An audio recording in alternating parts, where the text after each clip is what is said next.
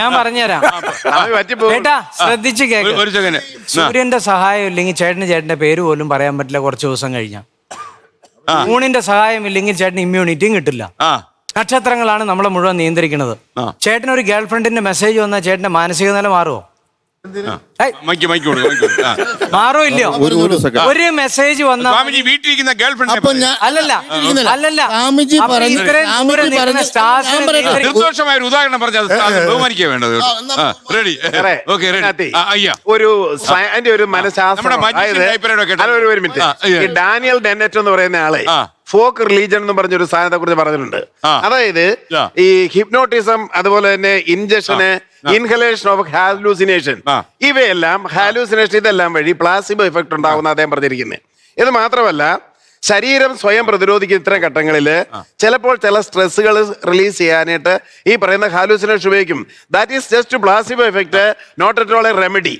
അപ്പൊ ഇതുകൊണ്ടാണ് ഇങ്ങനെ ഇതിന്റെ പുറകെ പോകുന്ന ആളുകളെയാണ് ഫോഗ് റിലീജൻ എന്ന് പറയുന്നത്. ഒരു മിനിറ്റ്, ഒരു തിയററ്റിക്കൽ ആയിട്ട് സൈക്കോളജിക്കൽ ആയിട്ടുള്ള ഒരു ആധുനിക ശാസ്ത്രമാണ്. അദ്ദേഹം ഇപ്പൊ ഇന്റർനെറ്റിൽ നോക്കി വായിച്ചുകൊണ്ടിരിക്കുക. അല്ലല്ല, ഇത് മുഴുവൻ പറയുന്ന ഇൻഫർമേഷൻ ആണ്. ഞാൻ പറയുന്ന പ്യുവർ നോളജ് ആണ്. ഇത് പറയുന്ന മുഴുവൻ ഇൻഫർമേഷനാ. ഞാൻ അനുഭവിച്ച സത്യങ്ങളാ പറയണത്. ഞാൻ ഇതിനകത്ത് ചോദിക്കുന്നത് അത്ഭുത രോഗശാന്തി എന്നുള്ളതായിരുന്നല്ലോ മാറ്റർ.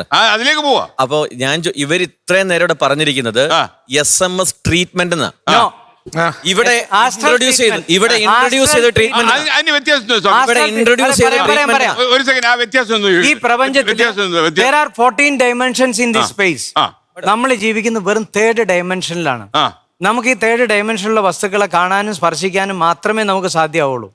പക്ഷെ ഇവിടെ 14 ഡയമെൻഷൻസ് ഉണ്ട്. നിങ്ങൾ ഒരു സ്ഥലത്ത് ശാന്തമായിരിക്കുമ്പോൾ നിങ്ങളുടെ ആസ്ട്രൽ ബോഡി ആക്ടിവേറ്റ് ആവും. അതായത് സൂക്ഷ്മ ശരീരം എന്ന് പറഞ്ഞാൽ നിങ്ങളുടെ ഉള്ളിലെ 7 സൂക്ഷ്മ ഘടകങ്ങൾ ചേർന്നതാണ്. അത് നിങ്ങളുടെ ആക്ടിവേറ്റ് ആയി കഴിഞ്ഞാൽ അനദർ ഡയമെൻഷനിലേക്ക് കൊണ്ടുപോവാണ്.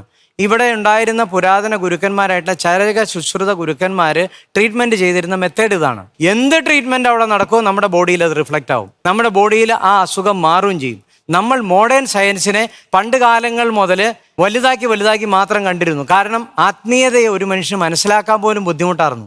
ഇന്ന് സയൻസ് വളർന്ന് ആത്മീയതയ്ക്ക് തുല്യമായിട്ട് വന്നുകൊണ്ടിരിക്കുക. ഇതാണ് സൺ, മൂൺ, സ്റ്റാർസിനെ ധ്യാനിച്ചുകൊണ്ട് പുരാതന ഗുരുക്കന്മാർ ചെയ്തു വന്നിരുന്ന ഒരു രീതി എന്നാ പറയുന്നത്. അങ്ങനെ ഒരു രീതിയും ഇതുവരെ ആരും പ്രൊവൈഡ് ചെയ്തിട്ടില്ല. സാറ് തന്നെ ധ്യാനിച്ചുണ്ടാക്കിയ ഒരു സിസ്റ്റം.